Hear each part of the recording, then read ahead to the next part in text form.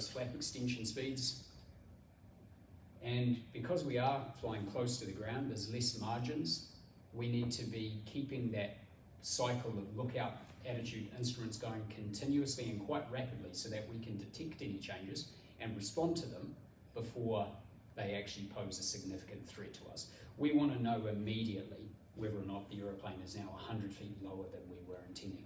We want to know immediately if the airspeed is now 10 knots slower than we were intending. Both reduce margins and could either lead to a stall or controlled flight into terrain. You've seen in steep turns and you've seen in slow flight that there's a need to increase the power in the turn to maintain the airspeed. And because we're so close to the stall speed at 80 knots and so close to the ground with less margins, it becomes important to add power as we roll into any turn in the poor visibility configuration. There's no numbers to memorize like in your previous training. It is power as required to maintain the speed. So you add as much power as is needed. To highlight something you learned in straight level flight and also in slow flight, we control our altitude with the elevator and we control our speed with the throttle of power.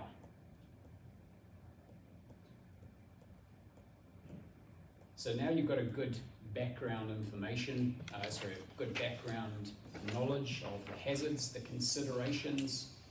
You can see it'd be a pretty stressful environment to be in. You're realizing now it's not a situation we'd want to be in lightly. We should never accidentally find ourselves low flying. Now it's time for us to discuss the illusions.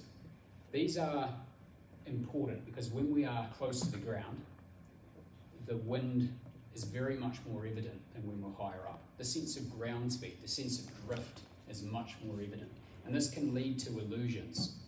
We need to learn what these illusions are and the effect that they may have on what the pilot does and how to avoid them so we can fly safely and confidently at low level. So let's imagine, back to our scenario, coming back from Paraparaumu, conditions have really deteriorated and we got a little bit lost. We're not entirely sure where we are. So we got a little bit of clear sky. We're at 500 feet AGL. So we decide to orbit around our current position. And there's a reasonable wind out there today. So as we do this turn, in parts of the turn there'll be headwind, there'll be tailwind, there'll be crosswind. Now let's discuss what the illusions are in each of those different parts of the turn. So we've sort of set up a bit of a racetrack pattern as it is illustrated in this lower diagram on the slide here. So at the moment, let's say we've got tailwind. The illusion here is that the aeroplane is traveling too fast because you'll be looking down at the ground really noticing, yeah, we've got a really high speed here. We're motoring, scooting across the ground. This looks way faster than normal. And it's true that our ground speed will be high, but our airspeed is not affected by the wind. So the tendency in this situation is for the pilot to think we're going too fast, reduce power, and pitch the nose up. The consequence of this is that you could stall close to the ground, not enough altitude to recover. We want to avoid that. So here we are, having now turned. Now we've got a crosswind. And let's say we're trying to orbit around an intersection in the road or some features that we're trying to figure out where they are. And so we're trying to keep quite close to them. What we notice here is that wind is pushing the aeroplane further and further away from those features. It's as if we're skidding out of the turn. So the illusion is we're skidding out of the turn.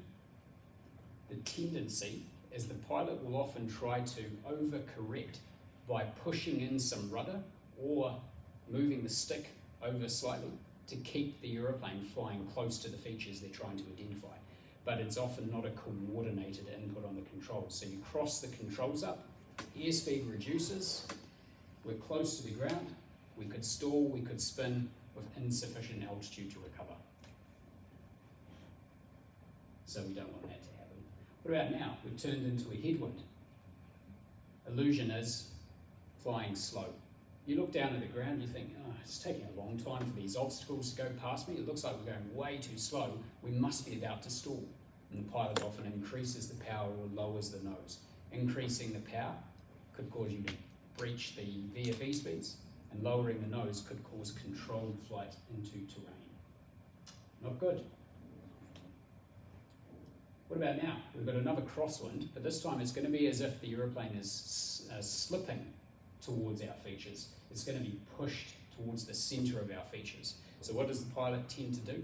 They use opposite rudder or opposite aileron in an attempt to stop that from happening. What does this do? It crosses the controls up, airspeed reduces, stall speed rises, stall and spin from low level, insufficient height to recover. Bad news as well.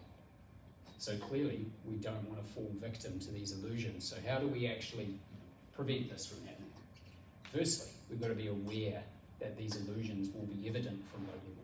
Secondly, we've got to be aware of where the wind is coming from and how strong it is so we can anticipate these illusions. And now let's actually learn how to specifically prevent each of these illusions. With a tailwind, we look down at the ground. It looks like we're going pretty fast. What we need to do before we react to that is check the airspeed indicator. Check what the airspeed is, because remember, your airspeed is not affected by the wind. So we check our airspeed, it's still at 80 knots. So don't adjust the nose attitude, don't adjust the throttle setting. What about turning? We've got crosswind, we're either skidding or we are slipping. What do we need to do to avoid that stall spin scenario? We need to check that we are using coordinated controls. Aileron and rudder in coordination, not crossing the controls up.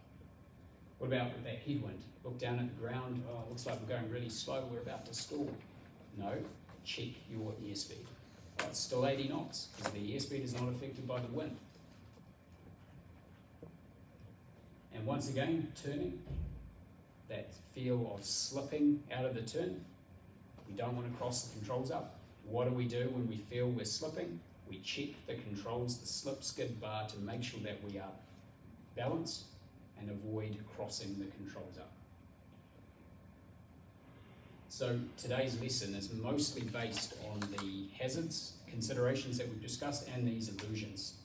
A large part of this lesson, this flight, is actually going to be spent talking about these illusions and experiencing them.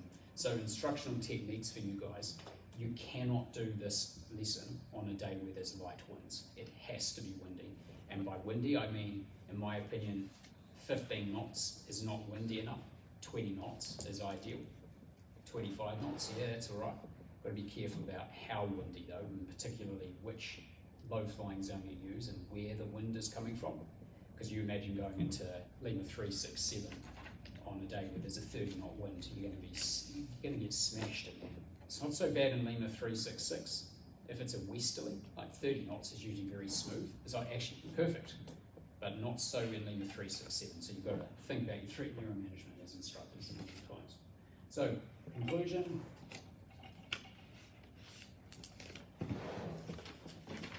Have a read of this. Again, pretty sobering, but very true.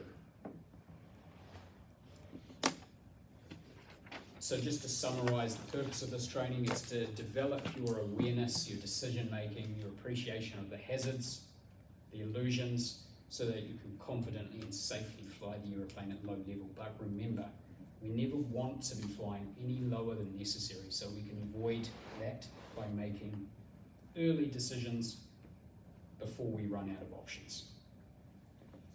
That's our briefing. So the first of 4 low flying related briefings. So that was 45 minutes.